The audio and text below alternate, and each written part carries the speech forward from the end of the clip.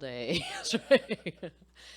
Is it an Italian thing? Anybody? Is it an Italian thing where you got lots and lots of stuff and you don't want to give it up?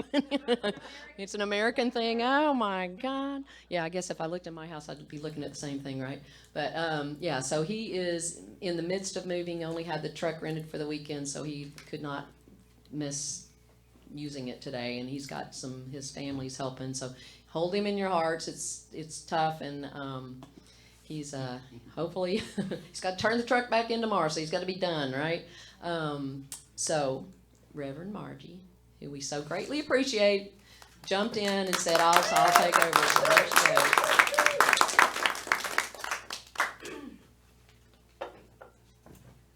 I was singing away, and then I realized why Mark doesn't sing the last song. It's so he won't be out of breath when it's time to get up.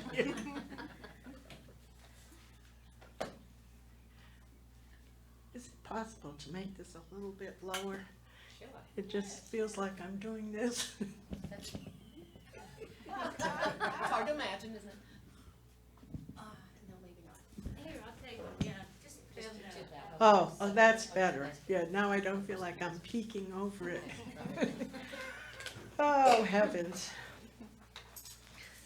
Well, good morning. Good morning. Thank you all for coming. I always have this fear that I'm going to talk and nobody's going to show up. So thank you all for coming.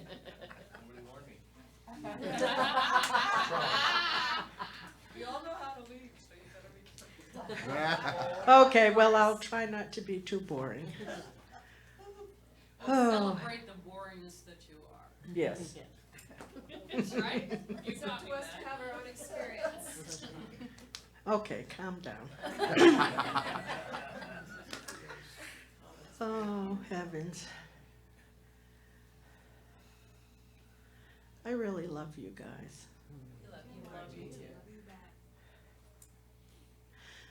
I don't know if you realize, but we have moved into a new spiritual paradigm. The earth has actually gone from third dimension reality to fifth dimension reality. And what's kind of happening is we're catching up. Most of us aren't there yet. There are a few people around that are, but most of us are trying to catch up to that reality, which is quite different than where we've been. And there were lots of things that were taught to us in that 3D reality that aren't true anymore. Well, it's not that they're not true, it's just time for what's next. And things that served us up to this point aren't really serving us anymore. It's time to discover more of who we are. And one of the things that I've learned about this next reality, this new place that we're in, is that we've really misunderstood our egos. I know for 20 years I've been like trying to get rid of my ego, trying to shut up my ego, trying to not listen to my ego, because that's what I thought was where my bad behavior came from. You know, my judging people, my not being nice. And in a way it is, but there is a new way of looking at it. And when I heard this, it started to change my life. All the stuff that I had tried to be, you know, good and loving and joyful and spiritual, when I started listening to this and trying to live this way and look at it this way, I started becoming that without trying. It just started to be who I was. And it's so much nicer to just love because you are loved than, oh, I'm trying to be good and I'm trying to love. And it's, I don't know, all this good stuff went from being this horrible job that I could never quite live up to being more and more who I am. And when I'm not, I recognize that it's from an inflamed ego or a overstimulated nervous system.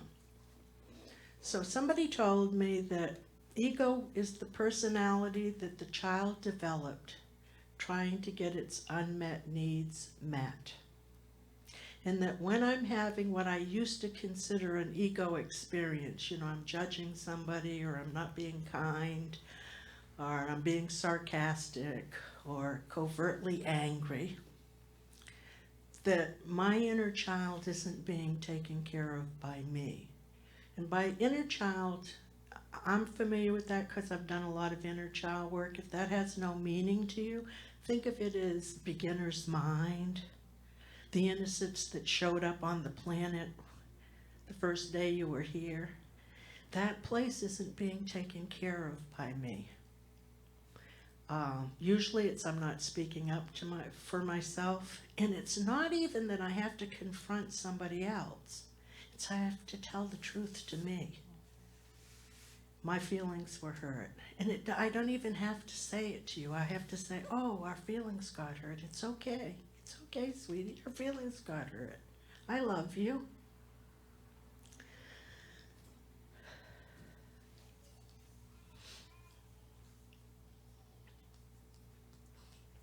I wrote all this stuff. I don't know if I'll use any of it. Okay, so, and another way of looking at it is an inflamed ego or overstimulated nervous system. So there are 4 signs of this. And when I heard about that, it made it easier for me to recognize it. So the first way that I know that my nervous system is overstimulated or my ego is inflamed is that I get self-righteous. I start to believe that I'm right, or I have to be right, or I insist on being right. I want to listen to other people. Their viewpoint doesn't matter to me. It's more about me getting mine across. I don't know why I'm so nervous today. It's okay, sweetie. And another sign of that is that you're skeptical of anybody else's viewpoint. Instead of just being open, listening, trying it on, and then making a decision, you've made the decision really before you've even heard it. So when I notice myself doing those things, I say, oh, overstimulated nervous system, inflamed ego. Okay, sweetie, where am I not taking care of you? What do you need to say to me? Would you like a standing ovation right now? Yeah, right? Let's give it to her, come on. No, no, it's not. You have no It's idea. it's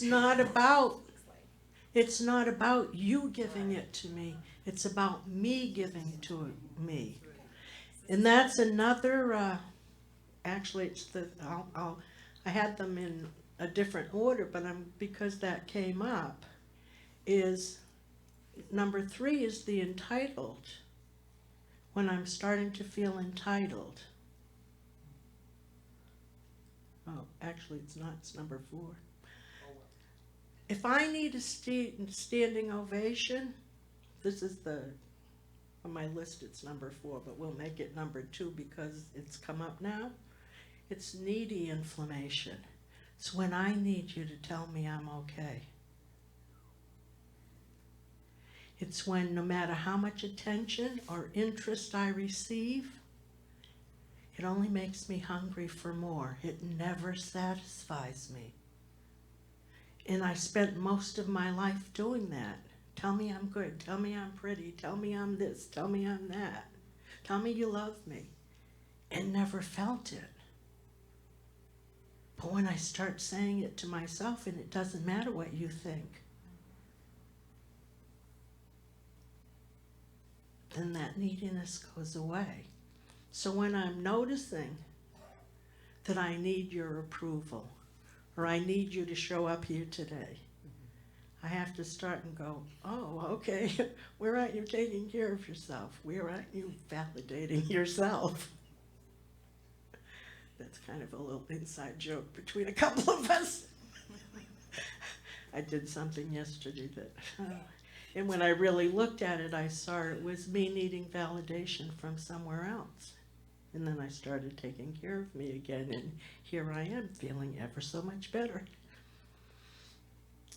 Another way that the ego is inflamed or the nervous system is overstimulated, I notice when I'm in the victimized ego, when all the circumstances in life seem to be against me, that no matter what goes on out there, it's just the world out to get me.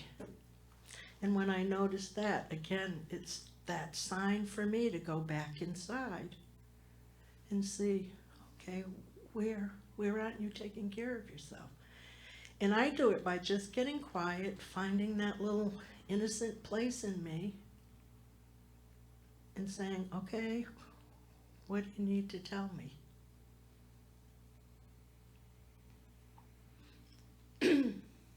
And the other one is the entitled inflammation.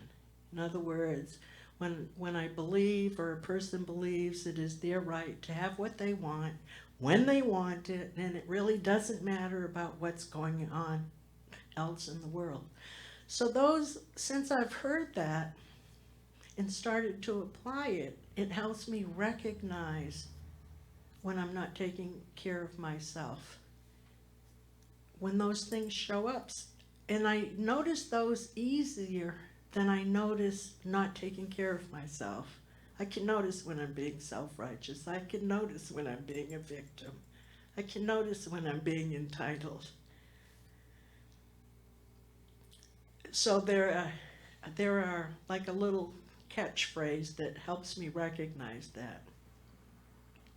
And for the inflammation, righteousness, the little catchphrase is, I'm right. As soon as I hear myself saying that, I get to recognize that. As far as the victimized ego, life isn't fair. The entitled ego, what about me? And the needy is it's never enough. So those are kind of the catchphrases that when I hear myself say that, which I do, more than I like to admit sometimes, because I really like to think I'm perfect. And it's now in the old paradigm, when we would do things that weren't right, for lack of a better word, it's not right or wrong, but that we would go I don't know, I would go through this whole dance in my head about why I shouldn't do this, why it was okay the way it was, and blah, blah, blah. And I might feel better for a moment, but it didn't last. In the new way of doing things, when I do that, instead of trying to talk myself out of it, I love who's feeling that way. In other words, I embrace it. Okay, I'm feeling needy. It's okay. It's okay to feel like you don't have enough. It's where you are right now. I love you. You're okay. We're okay. It really does turn out okay. And in that acceptance, it starts to disappear. So this is part of that love what arises. It's not try to change where I am, it's love whoever feels that way.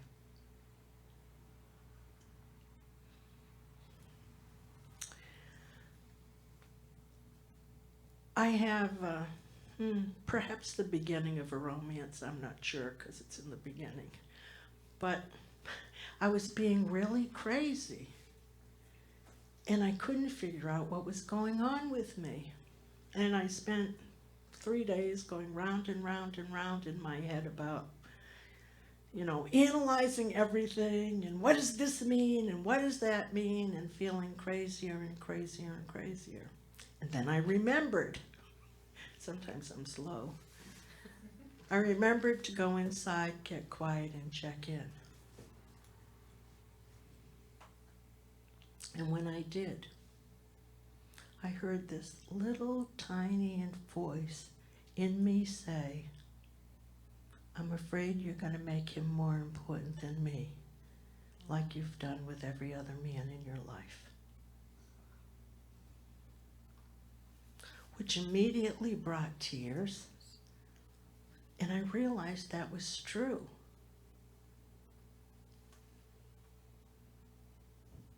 And at that moment, I also realized it would never be true again.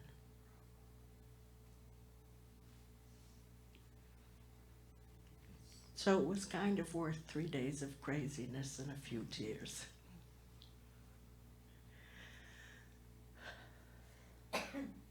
So, whenever you're feeling that you're right, or worrying about what about me, or thinking life isn't fair, or feeling like I just don't have enough, go inside and ask that little voice to tell you what's going on. Another thing I know about this place when we take good care of it, I used to think that was the God voice in me. It's not. It's the voice that takes care of the human. But it is the place in me that holds the doorway to spirit, to that connection with God, whatever you want to call it, higher self. Because when I'm taking good care of it, it's open, and I have good intuition. I have constant guidance. I know what to do. And when I'm not taking care of me, it's closed, and that's when you're unsure, and things don't, you can make the wrong decisions, and constantly crazy in the head. So I invite you to experiment with this. Just practice it. It's one of those things, try it. You'll like it. It really does get better. And that's really all I have to say, but I have about 5 minutes left. So I'd like each one of you to turn to somebody close to you now.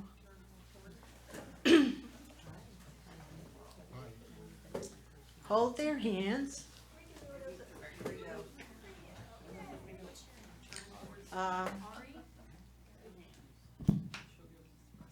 No, a trio doesn't work. Yes, so you'll be my partner. So pick who's going to go first.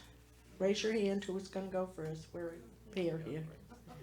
Okay, so the person who's going to go first is going to look in this other person's eyes, and hopefully they'll look back. And this is about acknowledging who we are. And they're going to say, I am the love. I am the lover. I am the beloved. Now do it one more time. I am the love. I am the lover. I am the beloved.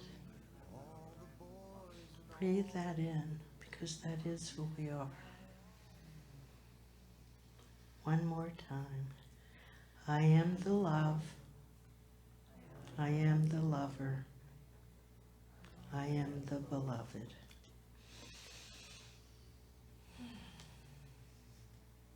And now it's the other person's turn. I am the love. I am the lover. I am the beloved. I am the love. I am the lover. I am the beloved. I am the love. I am the lover. I am the beloved. In this new dimension, it is time to recognize who we are. We were created in the Creator's image. And it is the little child within that'll lead us to the heaven we want on earth. Thank you.